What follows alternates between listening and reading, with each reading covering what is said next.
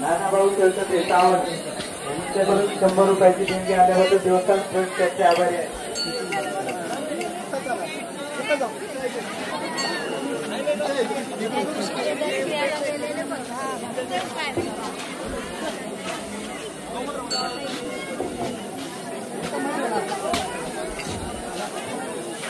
गणेश बोटे सरचे स्वागत व आभार.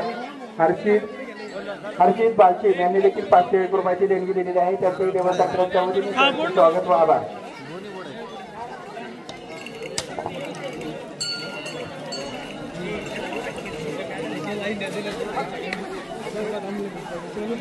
सोन्या ग्रुप गाडा संघटना उमलेवाडी यांनी देखील 111 रुपयाची देणगी दिलेली आहे. त्याचेही स्वागत व आभार.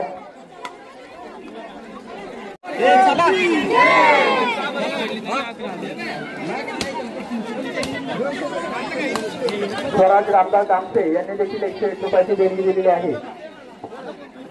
आजच्या या वर्सुबाई देवस्थान यात्रे उत्सवाच्या निमित्त सर्व कार्यकर्ते असतील, सर्व आमच्या माता भगिनी महिला मंडळ या ठिकाणी दर्शनासाठी सर्वजण उपस्थित झालोय. वर्सुबाई म्हणली तर संपूर्ण आपल्या अखंड महाराष्ट्राची या ठिकाणी ही आपली देवी आहे. एक जागृत देवस्थान संपूर्ण भाग असेल या संपूर्ण भागावर एक आशीर्वाद नेहमीच आमच्या वर्सुबाईचा त्या निमित्ताने असतो. सर्व आमचे जनसामान्य असतील सर्वांचं आरोग्य उत्तम राहावं या निमित्ताने एवढीच या ठिकाणी आज आम्ही प्रार्थना केली आहे. आणि येणाऱ्या जिल्हा परिषदची निवडणूक असेल ठरवलं होतं का कुठंतरी एक वर्सुबाईचा आशीर्वाद घ्यायचा. त्यामुळे सर्व आमच्या आंबोली असतील, देवळे असतील या भागातील सर्व महिला या ठिकाणी उपस्थित झाल्या. त्यांनी नारळ फोडून खऱ्या अर्थानं या ठिकाणी माईच्या प्रचाराची सुरुवात करायची होती. ती खऱ्या अर्थानं आज सुरुवात या निमित्ताने वर्सुबाईची तऱ्हेने आम्ही करतोय. येणाऱ्या काळामध्ये निश्चितच जे काम देवरामजी लांडे साहेब करत आले त्यांच्या पावलावर पाऊल ठेवून माई असेल, मी असेल, सर्व आम्ही मंडळी असेल चांगलं काम आपल्या समाजासाठी, आपल्या पश्चिम भागासाठी, आपल्या तालुक्यासाठी करायचं आम्ही नेहमीच त्या ठिकाणी प्रयत्न करू. आजच्या या दिवशी फक्त वर्सुबाईची छाया आमच्या सर्व जनसामान्य गरीब जनतेवर नेहमीच त्या ठिकाणी अशीच राहावी एवढीच या ठिकाणी आम्ही सदिच्छा या निमित्ताने आज त्या ठिकाणी आईकडे आमच्या वर्सुबाईकडे मागणं केलेलं आहे.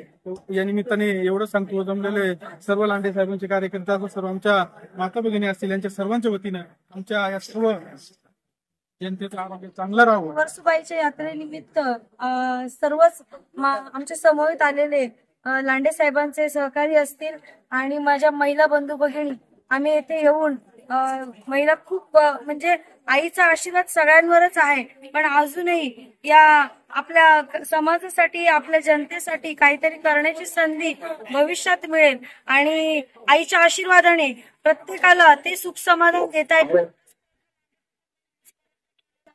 आणि याची पूर्णपणे आम्हाला जाणीव आहे की प्रत्येकाने आम्हाला जो जीव लावलेला आहे, आईचा जो आशीर्वाद आहे त्यावर खरं उतरण्याचा प्रयत्न आम्ही नक्कीच करू. त्यासाठी आम्ही सर्वच जण इथे नारळ फोडण्यासाठी आलो होतो, आईचा आशीर्वाद घेण्यासाठी आलो होतो आणि आईचा आशीर्वाद घेतल्यानंतर आईला एकच मागणं करेल की माझ्या गोरगरीब जनतेला नेहमी सदैव सुखी ठेव एवढीच मागणी करते आणि थांबते.